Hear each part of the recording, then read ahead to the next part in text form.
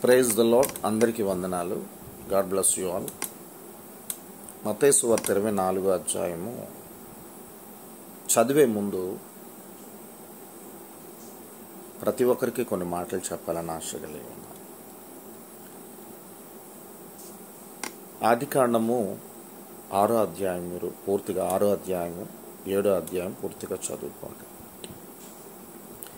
8వ అధ్యాయము 9వ అధ్యాయం కూడా చదువుకోండి. 6వ అధ్యాయంలో దేవుడు నోవాహుతో మాట్లాడాడు. ఈ ప్రజలు ఎవరు నా మాట వినటం లేదు కనుక నిన్ను నీ కుటుంబాన్ని రక్షించుకుంటాను అని దేవుడు మాట్లాడేటప్పుడు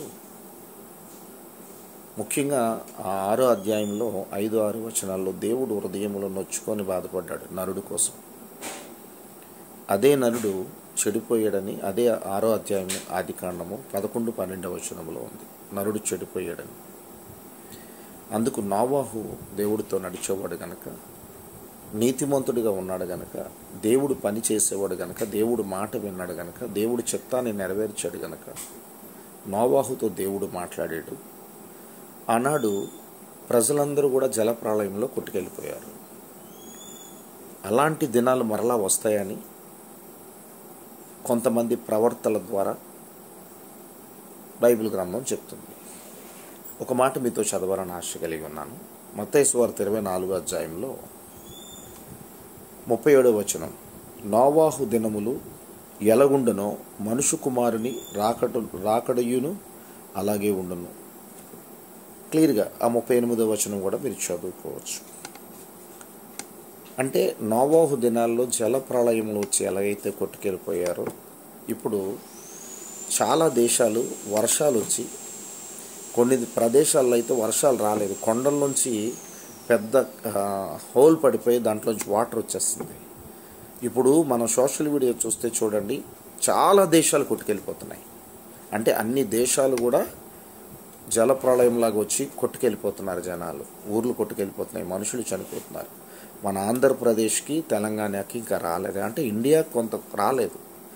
ఎందుకు అంటే అన్ని దేశాల ప్రజల్ని దేవుడు దృష్టి, అందరూ అన్ని దేశాలు ప్రజలు దేవుడు పుట్టించిన వారే, కానీ ఎక్కువగా ప్రార్థన ఎక్కడుందంటే ఇండియాలో ఉంది. అందుకు ఇండియాకి ఇంకా దేవుడు అలాంటి స్థితిగతులు రాకుండా అడ్డుకుంటున్నాడు. చక్కగా ఆయన ఆలోచనలతో ప్రార్థన ఉంది కనుక చాలామంది తప్పించబడుతున్నారు. ఆ దినాలు దగ్గరలో ఉన్నాయి కనుక దయచేసి మీరు మెలకువగా ఉండి ప్రార్థన చేయండి. అన్ని దేశాల ప్రజలు రక్షించబడాలి. మన దేశంలో ఇండియాలో ప్రజలందరూ రక్షించబడాలి. ప్రార్థన చేసుకొని మెలకువగా ఉండండి. ఆయన సమీపంగా ఉన్నాడు. God bless you all. Praise the Lord. ఈ వీడియో నచ్చితే మీరు లైక్ చేసి షేర్ చేయండి. 24వ అధ్యాయం పూర్తిగా చదవండి. చదివిన తర్వాత నోవాహు దినాల్లో ఏం జరిగిందో 6వ అధ్యాయం, 7వ అధ్యాయం, 8వ అధ్యాయం, 9వ అధ్యాయం కూడా చదవండి. ఓకేనా? God bless you. Praise the lord.